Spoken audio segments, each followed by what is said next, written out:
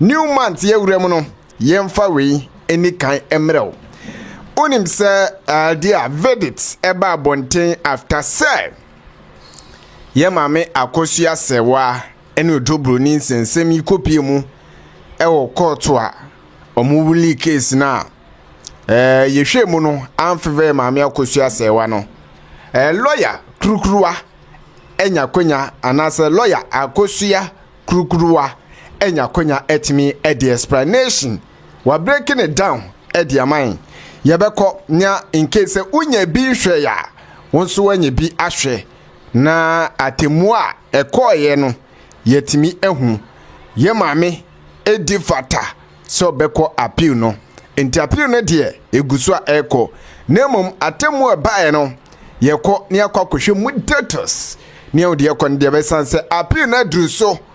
enti ye was if say be portos bi epiem a yebehwe na yetimi a resolve portos no ne odi yeko ene de ba na me de hia me kese pa ne se wo beti asem na court ne ka ye na se na wanka se wasi gina ya ama wo ho na wahu se mra no eye se ne etie ene ye de to na nya se ne wo pese ye de to ene ye de to na judgment no enu nie eye 49 pages 49 page judgment 49 page judgment ene ye ba bedi ho community se de maka ne ye be chichem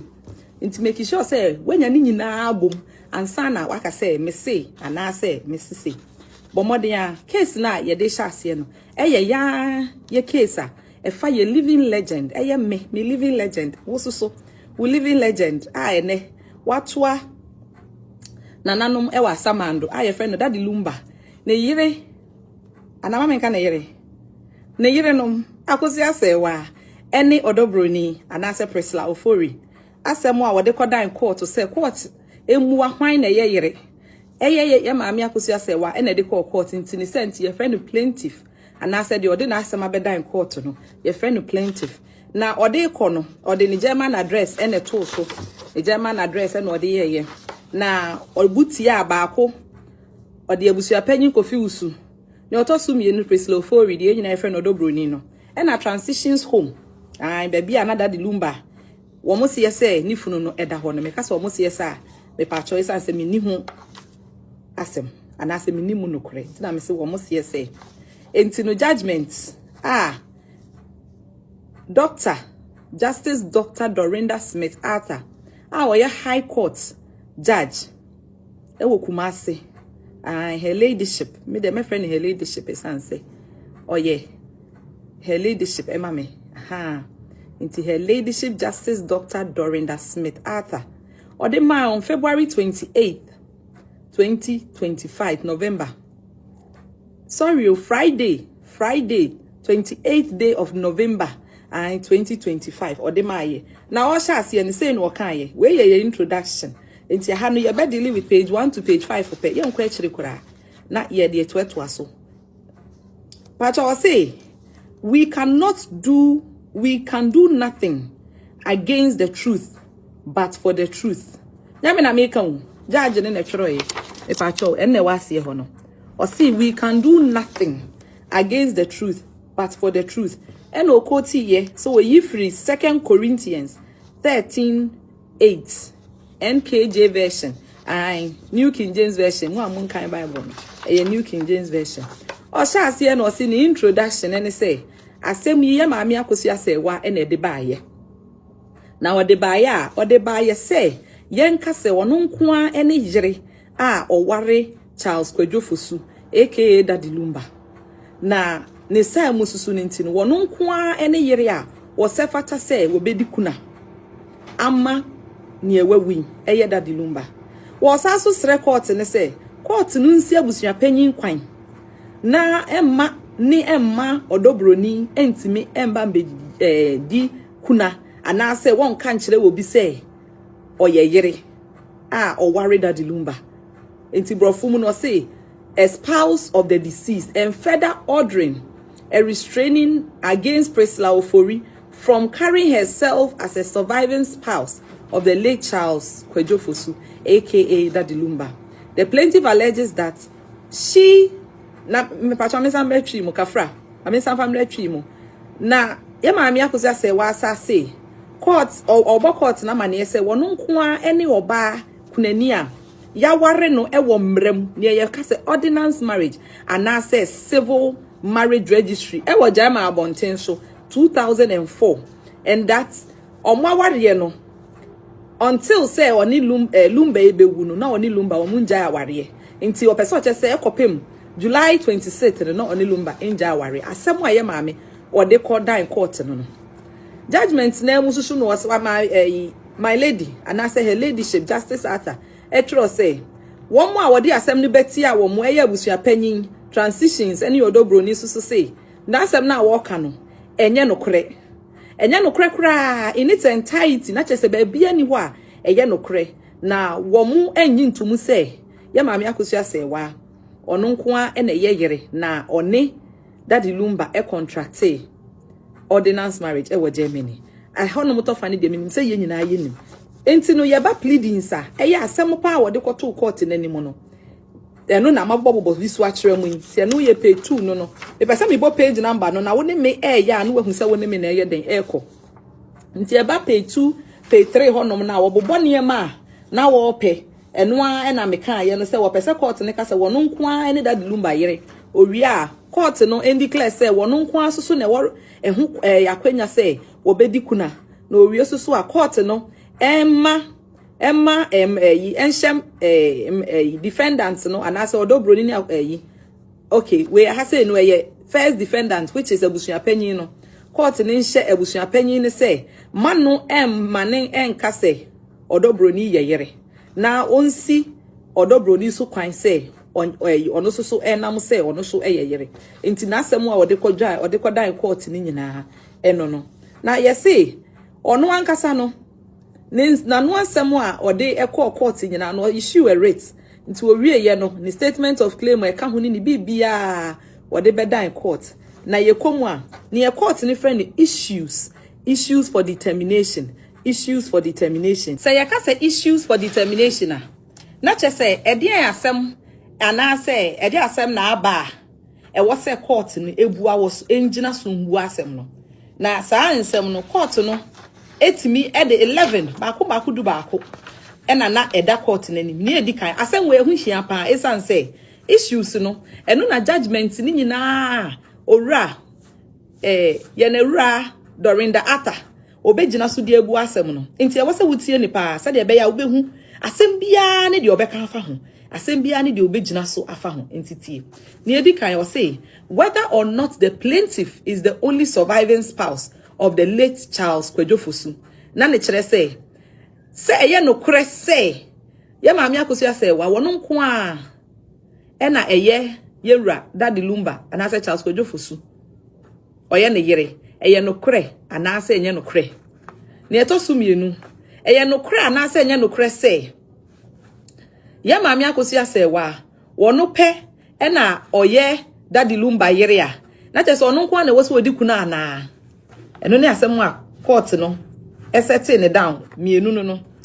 the next one they say whether or not the plaintiff make a plaintiff be anu won say maami akosua Serwaa san so na di asem na kodan court we di kan chirechirem o me see first video na no akwa enti no whether say ono na say oni daddy lumba ente for 17 years no e constitute abandonment na just abandonment say we jane hokọ kra me so say ni na yatetete ho nsem e wo media yi so a enti court no e de to ho na e ka odo Broni susu anu asem a ene defendants na anu asem o mo de baaye enti sa issues we e niema enipa mienu no anu asem we sise no enum e na ye yi sa issues we efri na chese ye de aba bebua asem no enti for an so say whether or not the plaintiff causing her lawyers to write to daddy lumba demanding her shares of the property omumienu ne janya aye no ba bia yete say yes ya maami akosua e twro krata akoma nira daddy lumba say wo mun charge apade ni mu no e kire say na aware na gu ana say constitute an intention to dissolve the marriage na say ya maami aye na adwo so beja aware na wo ye na adwo so beja aware na sunsun sanso now whether or not say that the second defendant can be deemed as a wife on the basis of customary marriage say odo Broni obetimi aka so wo ye yere e wo efie anase amamre awarem Between the anko yamu fancha me. Can it be said that the second defendant living with the late Daddy Lumba for 15 years and having 6 children with him constituted marriage? Na che say yebusa say obetimi aka say yey mame odo Broni oni ye papa Daddy Lumba tena ye no obetimi aka say ne senti no omo mienu atena 15 years aboro so omo relationship na say ade bia e wo omo ntam ne betimi aka say ya ware ana say nya ware omo sa supra nkwada 6 court ne kan wa ha na yes court no so say busa say nanso Owura Charles Kwadwofosu wo ware no kuremu e wo German mmeremu ana say etisa ana say entisa eno na ye number 7 number 8 or say ye mama akosu Serwaa or started divorce proceedings bitia Daddy Lumba na the etoso 9 whether or not say Owura Charles Kwadwofosu woni ye mama akosu Serwaa etna ye e wa ware kwan so emra wo ba Ghana na sa what you say me pa chow the etoso edu no say Owura Charles Kwadwofosu what na Ghana ha 15 years no na chese say ne tena bia no e Ghana na say Germany court ni na ebisa nyame na mbisa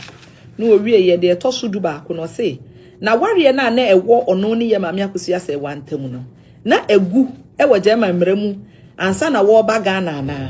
na de etwa tokora ne say asem bia ebe peja efiri mu nti ye de we ka ho na chese issues no asset down nti afa die yetimi ko trial ye nto aso ye ayedru no ye ba be kan ye maami akosua na no asem se ne ye wo judgment nim na no asem ne sen ye say o testify true ne attorney se mremu ne ye kasa attorney a na chese maami akosua wodi tumi ema maami bia e friend George na o say bonsu say ono embe gina na namu no onka na no asem ma no e wo court na chese o ma ne power of attorney nti ha no maami George na o say bonsu no obeye attorney e ma ye maami akosua Serwaa nti ono na ma evidence in chief na chese ono na gina mu di adanse kese anasa adanse ye gina so maami akosua Serwaa di gina so kan na asem nyina no ono e na ebe ma ye na o say adanse ya maami George na edi ma ya maami akosua Serwaa ni wo say ya maami akosua Serwaa e na ye emremu yire e ma Daddy Lumba na wo ware ni wo fie na wo sa so ware na wo German mrem owie na wo sa so to asoka say omo ware wo German mrem 23 December 2004 e wo German mrem registry Bonham e wo Germany na before so omo ba be yes sa German na ware no kora no na omo ba be ye fia ware e wo bom so Ashanti region de dada enti awade ni mu no munya nkwada miensa awade no so anguda e kopem say Daddy Lumba ka ba bi 26 July 2025 osaso de ka ho say we ye said the judge ni ti no ne judge no tworo no eno na make a kyerɛ enye said ono kan nti okase wan kasa me de minim de okai ne judge no de ba ne judgment ya 49 page judgment no eno mu na make a kyerɛ na osaso de ka ho say osi she further stated mama kan sa no we hu say judge ne na e ka na make me kyerɛkyerɛ mu she further stated that the death of Daddy Lumba, the head of family, after the death of Daddy Lumba, the head of the family, which is defendant 1, informed the plaintiff that she would not be allowed to perform widowhood rights. Yatiti wa media iso. Say Busia Penny catch up or Akusia say was a woman no nikuna. Yama mi Georgina bonsu or say bonsu walk or kanwaha. Or Sanso Kaka who say or no any other Broni essay. Yama mi Akusia say wawariano egu na ojada Daddy Lumba esimu. Ebro 10 years ni eno so enye no kre. Woka say yama mi Akusia say wa bebia oba ni kunu ho. Wosi supi say 2011, 2012, 2014 any 2018 ambra ne maami wuye no ni nyina mu no wo baaye no okoni kunu ho osaso ka say ye baba Daddy Lumba ni di na ewo ye maami Akosua say wa maami eyie e poster so say asew ai ebusua ne pene ye e ma ne ye ensiwie e ma ye maami Akosua say wa maami osaso de kan ho say ye maami Akosua say wa kra na oto eduro bere no na oto eduro e de bre no enti no entimi mba say na waja nesi baby na osaso so confirm me say emra wodi ni 60th birthday no asem no a wokan ye no ekra kire say wanyi no ama na ya ma me Georgina to aso ka say e ma me akosia Serwaa na ono na ye lumbado na osaso kra bo nwum bebre e ma no a sesi a wo ye nyina ya titibi enti no ono nko a ene oba abusua no enimu no oto aso ka say omumienu she further said that D2 which is Broni carry ne ho to say yere simply because say oni ni kunu no e wo ma6 ebi wa na me de brofo na frame we say de be ya nchiremu no bekoyie so what I say enti no okaka ho say enu nti e na odi siuti aba say de be ya wonka sa asem ni biem enti a copy of the rates no any statement of claim ni nyina no ye gi tumu as evidence enti sesia no enu nti na war pre osre court say court en restraining Broni said the be ya wonka say or ye legally married woman na waba be performing widowhood rights no said ye mra e kire no enti won ma ono nko a akosia Serwaa e na enye osaso ka say e papa daddy lumba ne brand na iconic enti no ya mama akosia Serwaa wanya na agyen say ode na wari asem ebetu bedwam enu nti na nkrofo ka say ade nti na wo wuye ene wo ka na asem a eye saa eniema nintia enti say oye na agyen say wo be na ntia free awari enim na enye say odo eni omuntem na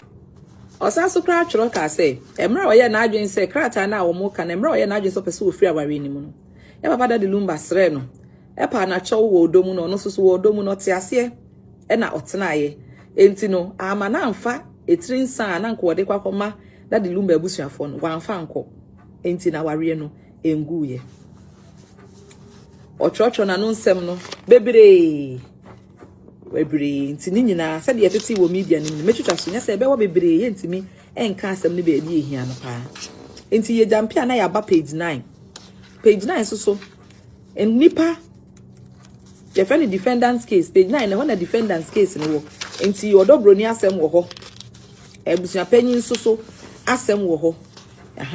page 9 echo 12 Broni asem wo ho ebusua panyin asem wo ho se de yatete wo media ni mu na nyina e wa ha na yemra yeto aso a ye ko page 15 straight ye ko page 15 straight na page 15 no e ho na ya cho evaluation of evidence finding of fact any application of the law mera anase her ladyship Dorinda Arthur say no oba be evaluate nkrata anase adanse a wo de baaye ene nsem wo be kekaaye na owi a wo de mbra no atoto ho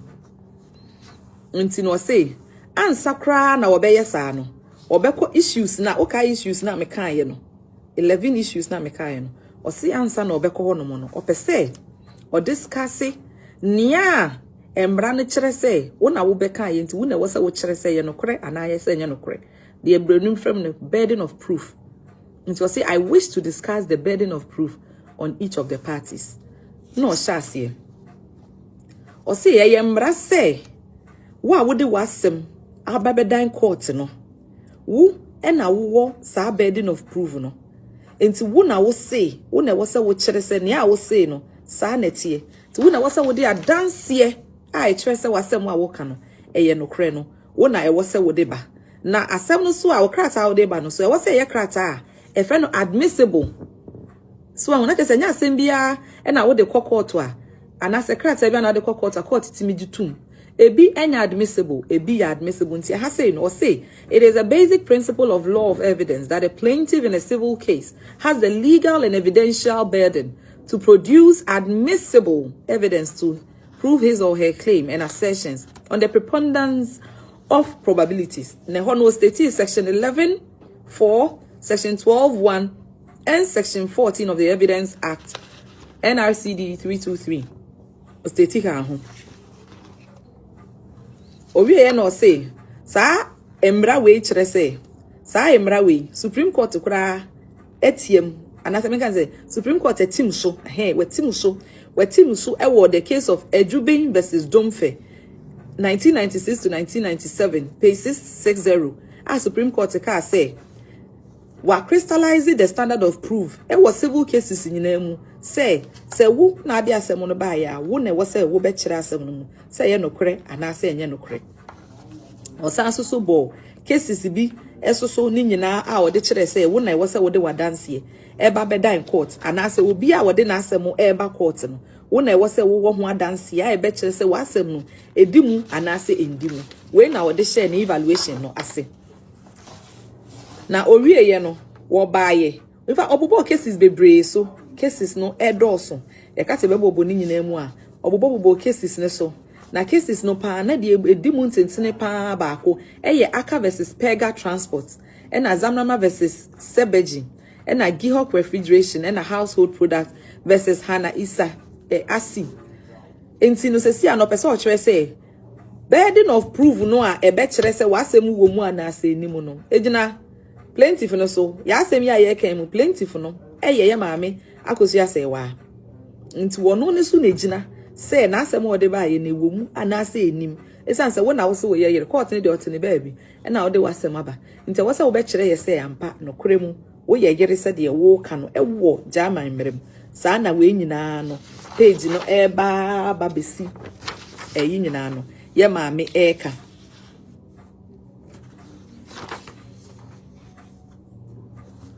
enti said they make an obobo cases no so na owie ye no en wo say e wo say meka asem bi na I must state to say or say I must state that said the be men kan asem nhye mewura ye my ladyship and anunti no meka in asem no na mewura ma kire mu or say I must state that some of the issues will be determined together e wo say because ensem bi won ma mebu o mabom esan say wo mo eye intertwined omo ye intertwined na say omo hia wo ba bi ntimebu abom na also no I will not or say they will also not be in order as listed during the direction stage e bia na wabu abia jabi won ye ne said pepepe said on hye ne said wo hye wo direction stage no direction stage be bia modem mo evidence ni mo ayi nyina akokọ ekọ court eni bibia no aha nti e bia na enye ne sa nti the first issue a ofaye eni say ya maami akozi Serwaa oye yire anase wonye yire woye yire a wono nko ana ye yire anase wonye wono nko ana ye yire na asemu edi kan a wo faaye no kaya asemu a yedru so a na ya maami Dorinda wo busa ne say o see the first issue a obe determine any say ya maami akozi Serwaa ono nko a eni Daddy Lumba yire the only surviving spouse enti wono nko a anase enye wono nko a eno ni asemu edi kan ya maami Dorinda edi kan anase yewura Dorinda odi kan ebuaye o say same way na efata say ye maami akosi Serwaa wo lead evidence anase wo kire court say ema court akoma to ne yem satisfaction say ono nko a na eware say oware Daddy Lumba eno ye baako na aware na oware no na enya aware a ye ware bi ka ho na tese nya fi aware na emre no soso another Daddy Lumba eba be ewu ye no soso no na sa time na ware ni ngu ye sa niema we na e wo say wo kire court nti baako ene say wo kire court say wo ware Daddy Lumba mienu ene say wo be kire court say aware na no ne Daddy Lumba e wo mo ntam no na enye polygamous marriage na te say nya fi aware a wotimi ware bi ka ho na emum ye court aware na etoso miensa say aware no na engu ye na emum no omoda so ware ansa na wo Daddy Lumba eba be free mu sa na ma miensen ena na ye ne wura wo hwe anim say anka e ma me akosi Serwaa ene na lawyer for ebetimi a kire court no na osaso ka say she is also required say obe prove sufficient tie brofo no ya troll or brofo are different enti word no words no e wasa woman wani ko ho was sufficient properly authentic documents which are not contradictory and legally valid in Ghana. Enti what? Enti no was start here. I was say sufficient. I just say what say soon. What say no so. And soon what say no so. I say what to me. What say no beto sini. Authentic. As I say, authentic ni tree bed. Me just say authentic. The any na ye can't be who ni tree. Ena ento Ghana mbra enye different so from the Ghana ye mbra na ye nimu no enye different sa na eme ena wo kafa ye ma me akoso ase wa evidence e wo so de ba na saa ne ma me ensanya wo kan yi obetimi dia establish e wo nasem nti oye no se here aha say de ono what in court o aha no nti de mo de ba court no ho asem no beka so see here the plaintiff testified through Judge no say bonsu some kai say me boni din ni attorney na me kan ye no aha oso ono no mu na ono na ebegine na nemu e kan na asem ma no osa so de a power of attorney no e be kire ye no ne ma ni tumi ma ni begina na nemu no owie ye no osi which was objected to by counsel for defendant counsel na anje antum na emomu no all the concerns with the dates of signature ne nema nema ne nyina no any time omu notarize ye no na document no ehu won sensem kakra enti no but later no it was not the case enti no ono de no kra no obogu ye je ni tumu ma maame ne ye den etimi ebegina na nemu enti no owie no to aso beka say eya odo Broni lawyer so raise issue with signature no any ehun sensem nyina na passport any sensem bi but ono no see you of the view say significantly no omo ye different you know signatures ni ye different na me say honom ne de wa mewura anya ntum oso wo mo mienu ni nsem ni nyina enti wo pene ma ye maame George na o say ebunsu edi adanse no ma no